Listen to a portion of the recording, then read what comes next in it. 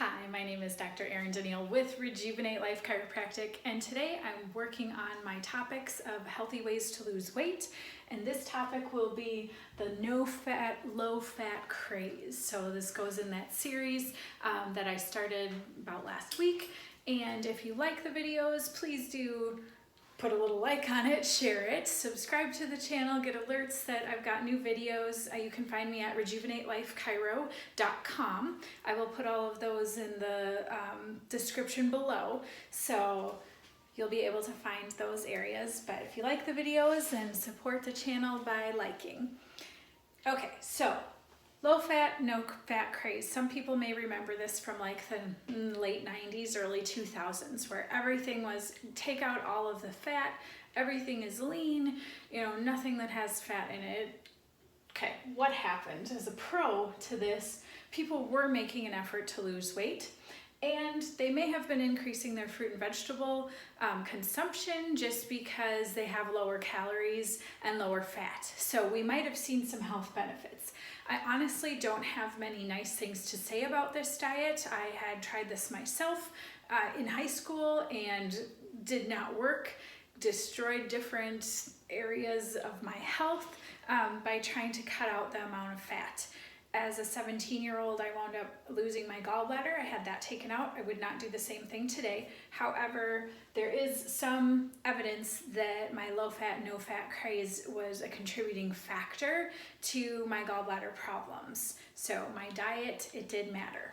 Okay, why do I think all this low-fat, no-fat stuff doesn't work? Well, low-fat, especially on a label, and I will be doing a video on that. Low fat on a label means that there's going to be either increased calories from increased sugar. So just because something says low fat does not mean that it has less calories than something, that is a full fat version. The fat adds flavor, it adds satiation, so we feel full. That flavor has to be replaced with something in a food item. So what do? They add more sugar.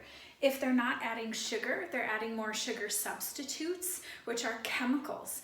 They have to add more dyes or coloring or other things in there to get the substance to have the same consistency as you would with fat. Fat in baking, you need to have a certain level of fat in order to be able to get the right blend in order to have the product turn out the way that would be appealing to somebody to eat. If we don't have enough fat, we don't absorb our fat-soluble vitamins. Now this is A, D, E, and K. Okay, other things like iron usually sits better on, not on an empty tummy, right? Having something in your gut so that you don't have as much upset from it. So a lot of our minerals too really like having that fat content or food content in the belly. So if we're on all of these like low fat or no fat salad dressings, there's other chemical stuff going in there. If you look at a label, you probably won't be able to read half of the ingredients. It might be low fat, but it's definitely not low chemical. Those chemicals that we have to go somewhere. If our body doesn't flush them out through the urine or the feces, it has to go somewhere. If the body doesn't recognize it, it's going to store it in a fat cell because that's someplace to go. The more fat cells that we create, fat cells don't go away, they shrink. So it's much easier to regain weight because those cells don't disappear. Just the fat content in them disappears, but they're easy to fill back up. Now, we need enough fat for our brain. We need enough fat for our cells, the membranes, the inner workings, some of the different aspects that we do to get substances into and out of the cell. We use these little organelles or small organs called vesicles. They're coated with fat layers. Okay, we have to have the fat. Cholesterol is a stabilizer in our cell membranes. It acts to provide structure and support. We need to have cholesterol. So cholesterol is not the enemy. That can be another topic as well. I can go on and on with all these videos on nutrition. Now, we also make hormones with fat. So there are fat hormones, estrogen, progesterone, testosterone. These are all examples of fat. In order to make these in the body, we have to have some sort of fat, dietary fat, coming in. It helps to have that fat. The brain, again, I talked about that, but our whole brain basically is a lot of fat, and everything that surrounds our nerves is fat, called a myelin sheath. We need that for signaling and processing. So we need to have those nerves coated. We get things like trigeminal neuralgia, which is facial pain that shoots on the face when we don't have enough fat coating, the nerve, the myelin. These things are a big deal. We see a lot of neuro disorders that don't have enough fat surrounding it. So we have to have some dietary fat. Now, satiation, the feeling of being full, is going to decrease if you only have sugar. Our fat is 9 kilocalories per gram. Okay, but it's going to last longer. It's slower absorbs. There are more calories, but it helps stay and feel full between meals longer. When we feel hungry all the time, we also feel like we're starving and can never get enough. So by simply not eating the right foods, it can really affect negatively how much we eat overall in the day, because then we're shoving our face full of sugar. When I was on this low fat, no fat craze, I was like, I'm not gonna have a peanut butter cup. Not that those are healthy, but it's like, I'm not gonna have a peanut butter cup. I'm just gonna eat a whole bag of Twizzlers. Oh, just because I thought I could eat more calories because it was sugar and not fat, because low fat, no fat didn't mean calories, just meant just don't get in as much fat. You're not going to be fat. Well, that was not the case. Diet foods. A lot of people will consume more diet food labels, or things with reduced calorie, reduced fat, reduced sodium. Any of these things are going to increase the calories somewhere else in the diet. For every one diet thing that we consume, we'll be eating 300 calories someplace else later on. So even though we think we can't trick our body says, I'm hungry. We give it this non-food and it says, I'm still hungry. I'm still hungry. So you might have eaten, but you're still hungry because your body's not recognizing it as nutrition and food, and you're not feeling full. If you don't recognize it as food, then you're gonna wanna eat something else. So my biggest, snacking binges were when I was doing low fat, no fat.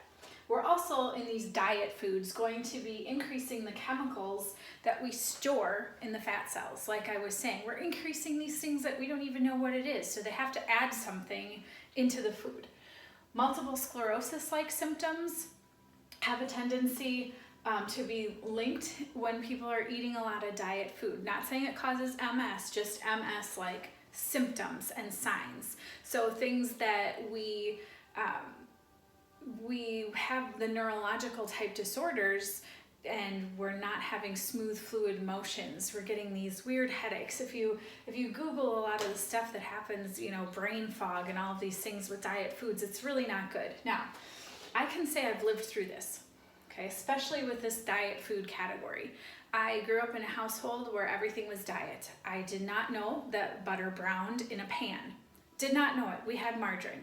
Okay, I did not have a concept that this was not healthy. Parents doing the best that they could. That was what was being taught, was that this was a better alternative to butter. It is not. That was what was being taught. So I grew up on all of these things. I grew up eating all of this junk, and I literally did not know that butter browned. I kid you not, I did not know, because I never used it in a pan. We always used margarine. I already said that this low fat, no fat does not save overall calories. Diet foods, depending on the type, there are, and I will do another video on this eventually as well, which of the diet, even the healthy sugar substitutes, right? Which ones spike insulin and which ones don't spike insulin. We want to have insulin levels come down, because when insulin levels come down, then we actually start using our fat reserves. If our insulin is up all of the time, then we're just going to keep burning all of the sugars that we have circulating through the bloodstream. So we need to get insulin levels down. We snack more, like I said, because we're always hungry, and we will increase the trans fat, which means the hydrogenated oils or partially hydrogenated. Now you can go up to 0.5 grams, and this equals 0% on a nutrition label. So it does not matter, it can still contain a trans fat. And this is where I look on the label. So I will do a video on this as well. However, I look at the ingredient label to find out if the food has trans fat. Trans fat, it'll say 0, but it will have an ingredient of a hydrogenated or partially hydrogenated oil. That tells me that it's at about 0.5 grams or less, but it also tells me that there's some in there. So there's tricks to reading nutrition labels as well. So again, these are my pros and cons for the low fat, no fat craze. I do not like it. I do not think it's healthy. For people just as in general about this gallbladder issue. Okay, a lot of people have gallbladder issues partially because of all the different things that we're doing trying to change diets. Okay, our gallbladder is going to receive bile from the liver. The liver makes bile. What does bile do? It helps us emulsify or break down fats.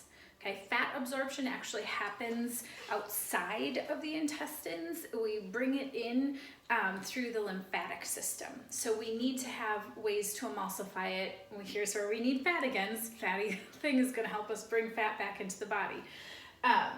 When we're putting in a bunch of bile from the liver, our gallbladder concentrates it. So it's like taking orange juice and reversing the process and making it orange juice concentrate. That concentrated form is what's going to go into our small intestines to start helping us break down the overall big fat. Not how we're going to actually bring the fat into the body, but how we're going to break it down into smaller pieces. When we are having issues with gallbladder, then we are not going to have the right amount of bile that's concentrated coming into our small intestine. When this happens, we have a lot of malabsorption issues. One of the signs of gallbladder problems is going to be foul-smelling, floaty, fatty stools. Why are those stools floating? Because they're filled with fat, and fat is more buoyant. So in this case, we're going to have more of the fat coming out in our fecal material than we would actually getting absorbed into the body. So a low fat, no fat craze, both me and my younger sister were on this protocol.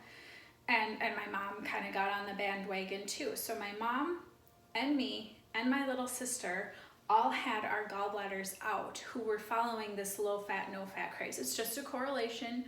I would guesstimate it's a causation. However, I can't say that, for certain because we never know on, looking back.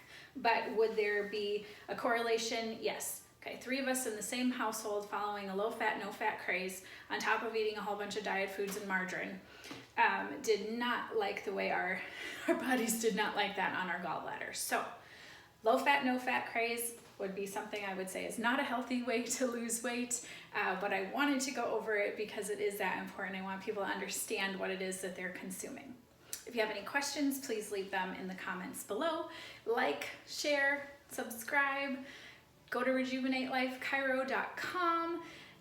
Any questions, please do ask. So again, I am Dr. Erin Denil with Rejuvenate Life Chiropractic, and I hope you have a fantastic rest of your day.